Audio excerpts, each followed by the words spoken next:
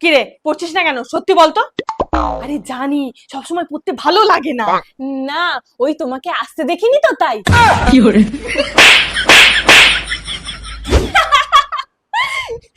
বলবো? হ্যাঁ রে, বল বল। আমরা তো বন্ধুর মতো। তোমার ইয়াং বয়সে কটা বয়ফ্রেন্ড ছিল? 3টে। আমারও 3টে।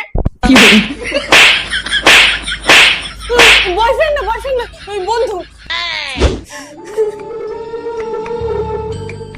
কি হয়েছে রে? মাকে বল।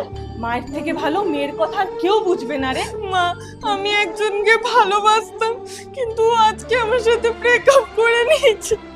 আমি ওকে ছাড়া বাঁচবো না। No, no, no. মর না, মর।